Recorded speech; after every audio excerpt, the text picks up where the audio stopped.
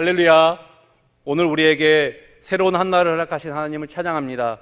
주님의 은혜로 승리하는 오늘 하루, 그리고 이번 한 주간 되시기를 축복합니다. 계속해서 우리는 욥기 30장의 말씀을 함께 나누길 원합니다.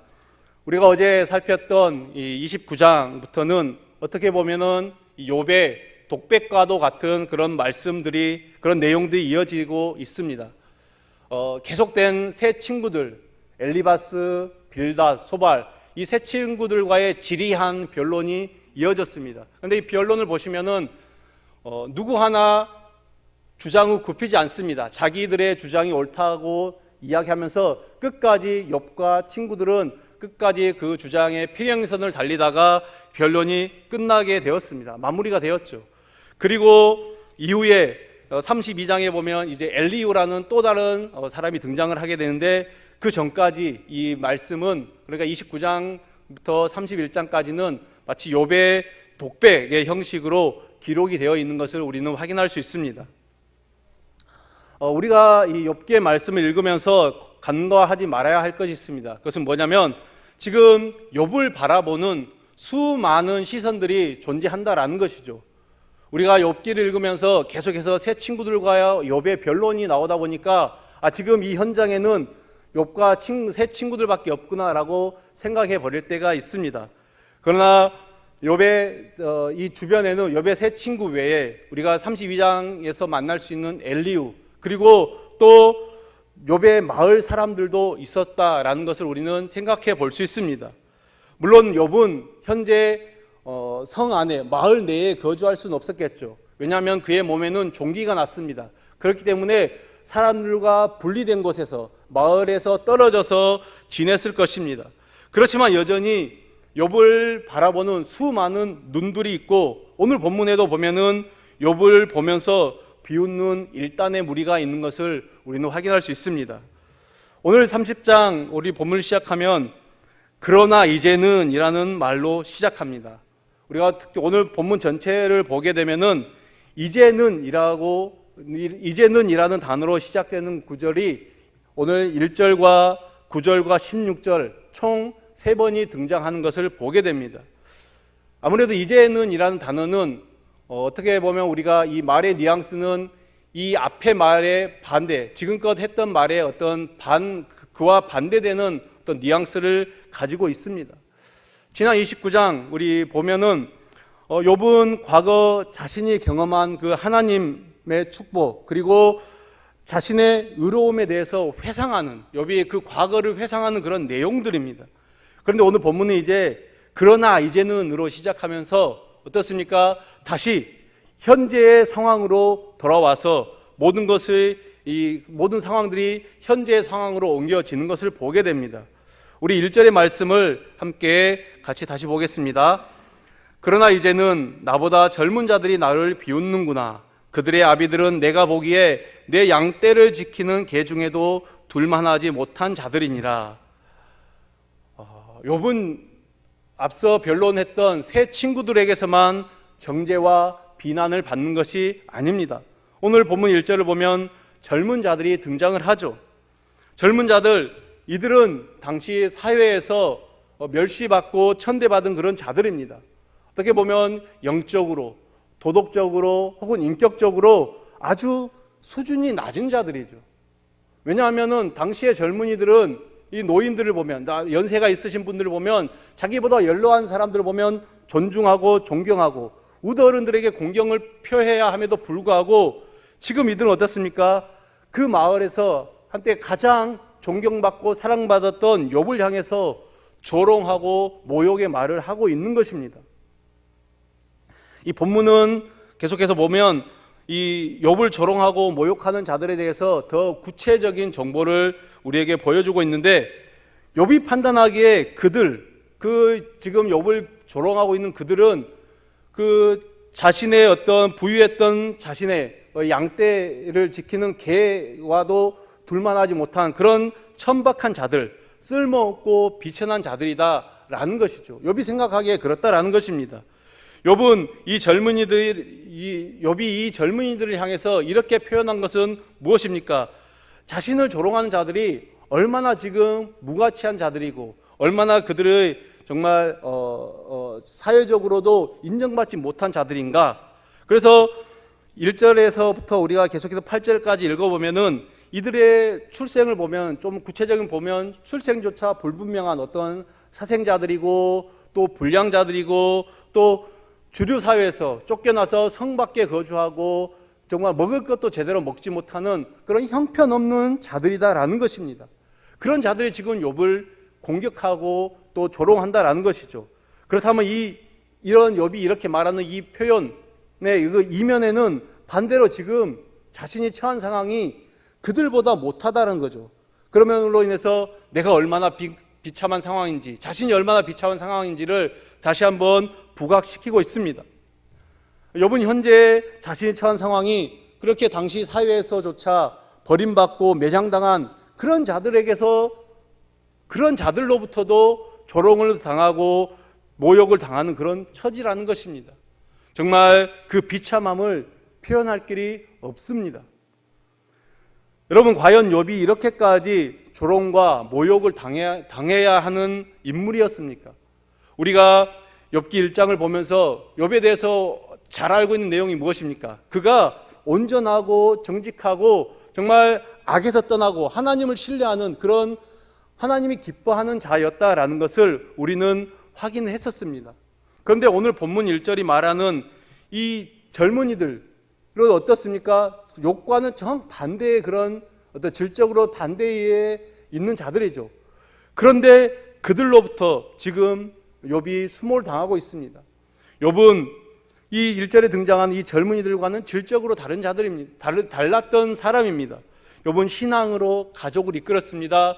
가족들이 그 자녀들이 마음으로 혹시금 범죄하지 않았을까 싶어서 매일 하나님께 회개하도록 권면했습니다. 사회에서 사회정의를 부르짖었고 또 약하고 또 연약한 자들을 못 본 채 하지 않냐고 그들을 도와주는 정말 마을 사람들과 온 사람들로부터 축복을 받고 인정을 받고 사랑을 받는 그런 자였습니다. 늘 그들의 입에서는 욥을 칭찬하는 칭찬이 끊이지 않았습니다. 그런데 어떻습니까? 욥이 재앙을 통해서 모든 것을 잊고 난 이후에 이제는 판도가 달라졌죠. 모든 판도가 완전히 달라졌습니다. 사회에서 멸시와 천대를 받던 자들이 가장 존경받고 사랑을 받았던 그 욥을 향해서 어떻게 이야기합니까? 노래를 만들어서 9절에 보면은 조롱하는 노래를 만들어서 그 욥을 조롱하고 있다라는 것입니다. 여러분, 욥이 얼마나 하찮게 보였으면은 이제는 그것을 노래로까지 만들어서 욥을 조롱했는가라는 것입니다. 욥의 그런 이 상황들이 현실들이 우리가 상상이 되십니까? 도대체 이렇게 된 근본적인 욥이 이렇게까지 망가진 근본적인 원인이 무엇입니까? 욥은 스스로 생각하기를 이 모든 것 배후에 하나님이 있다라고 주장을 하고 있습니다. 우리 오늘 본문 중에 11절의 말씀 함께 보겠습니다. 11절입니다. 이는 하나님이 내 활시위를 늘어지게 하시고 나를 곤고하게 하심으로 무리가 내 앞에서 굴레를 벗었음이니라. 자, 어제 살폈던 29장, 지난 우리 시간에 살폈던 29장에 보면은 욥은 과거를 회상하면서 어떻게 이야기합니까? 하나님 덕분에 그가 가지고 있던 영향력이 늘 새로워지고 그의 기력이 지속적으로 유지된다라고 분명히 그런 회상을 했었습니다. 그래서 29장 20절에 보면은 제가 29장 20절을 다시 한번 읽어드리겠습니다. 내 영광은 내게 새로워지고 내 손에서 내 화살이 끊이지 않았노라. 여기 보면은 자신의 손에서 화살이 끊이지 않았다라고 말하고 있습니다. 화살이 끊이지 않았다라는 말, 이 말을 개역 한글에서는 강하여졌다라고 표현하고 있습니다. 자신의 활이 강하여졌다라고 그런 것이죠. 그런데 방금 우리가 읽었던 이 30장 11절의 말씀 어떻습니까? 자신이 늘어난 활시위처럼 기력도 없고 가치도 없어서 다 죽게 된 것 같은 그런 상황이다라는 것입니다. 여러분, 늘어진 활시위로는 활을 당길 수가 없습니다. 자신의 어떤 상황, 자신의 처지를 지금 비관하면서 비유적으로 그렇게 표현하고 있는 것이죠. 이렇게 욥은 정말 어려운 가운데 고통 가운데 있습니다. 그런데 그렇지 않아도 이런 가만두어도 죽을 만큼 고통스럽고 힘든데 이제는 설상가상으로 오늘 자신을 향해서 대적자들은 끊임없이 공격해 온다라고 말하고 있습니다. 12절에도 보면은 자신의 대적자들이 오른쪽에 자신의 발에 덫을 놓으며 길을 에워싼다라고 이야기하고 있습니다. 이런 정말 비천한 자들, 정말 평소에는 정말 상대할 수도 없었던 그런 자들의 공격으로 말미암아 진퇴양난에 놓인 그런 상황, 욥은 그 상황 속에서 어떻습니까? 극심한 공포를 경험하게 된다라고 말하고 있습니다. 그래서 오늘 계속해서 말씀을 보면은 자신의 그런 상황들을 계속해서 끊임없이 이야기를 하고 있는 것을 보게 됩니다.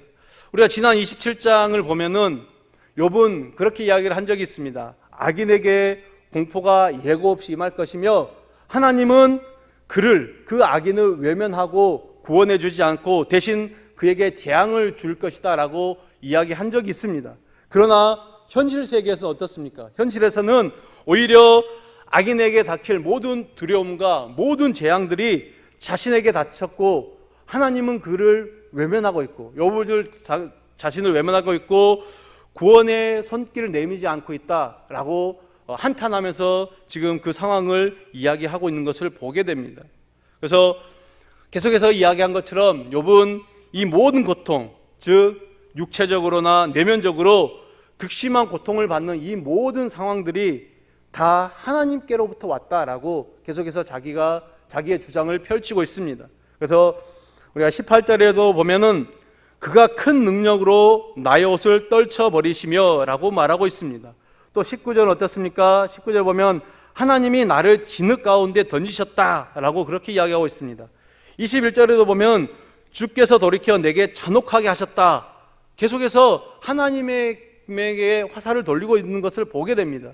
그는 지속적으로 자신의 모든 상황을 하나님이 만드셨다, 하나님이 만드신 것이다 라고 주장을 하면서 하나님께 항변하고 있는 것이죠.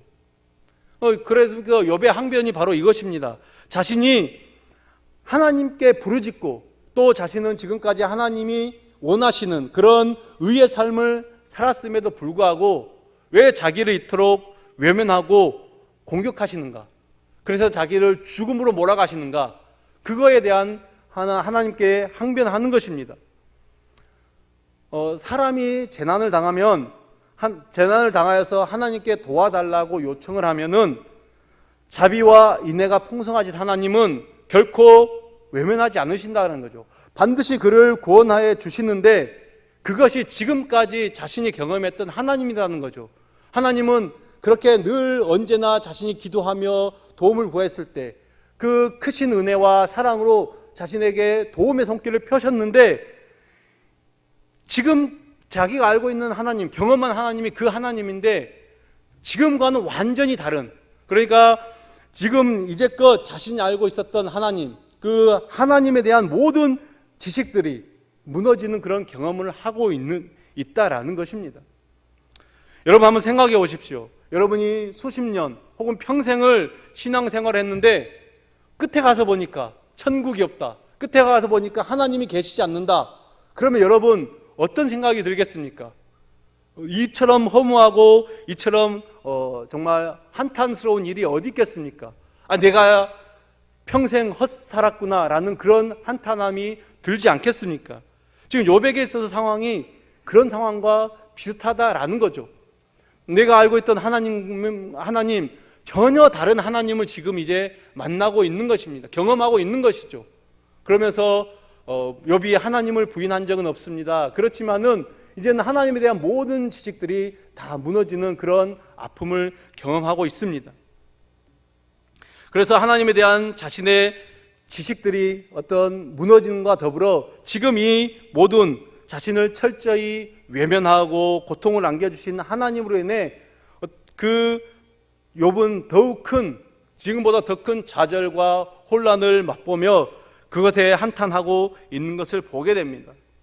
이렇듯 욥의 마음은 햇볕을 쬐지 않고도 새카맣게 타버린 그 피부만큼 그 마음이, 그 속이, 그 심령이 심하게 타들어가고 있지만 하나님은 도대체 욥의 마음을 아시는지 모르시는지 도무지 묵묵부답으로 일관하고 계시는 것을 보게 됩니다. 그러므로 그렇게 욥은 한탄을 하며 오늘 본문은 끝이 나는 것을 보게 됩니다. 여러분, 말씀을 정리하겠습니다. 우리는 오늘 본문의 욥을 보면서 예수님을 한번 쉽게 생각해 볼 수 있습니다. 십자가를 지신 예수님, 온갖 수모와 모욕과 또 수치와 고통을 당하신 그 예수님의 모습과 오늘 우리가 계속해서 보게 되는 욥의 모습이 어떻게 보면 오버랩이 되죠.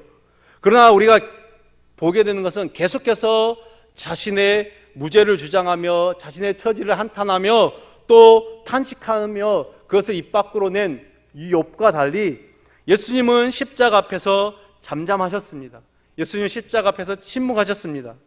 예수님이 십자가 앞에서 잠잠하시고 그 입을 열지 않으신 이유가 무엇일까요? 여러 가지 이유가 있을 수도 있겠습니다. 그러나 예수님이 그 처절한 고통 가운데서도 예수님이 잠잠하셨던 것은 죽음에서조차 일으키실 수 있는 그 하나님을 신뢰하셨기 때문이다 라고 말씀을 드릴 수 있습니다.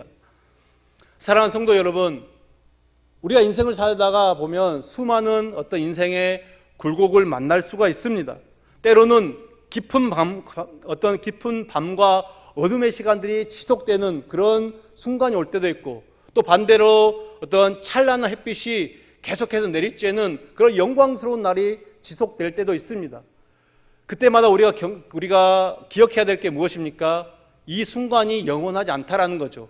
좋은 순간도 나쁜 순간도 영원하지 않다라는 것입니다. 언제나 우리의 인생에는 굴곡이 있다라는 것입니다.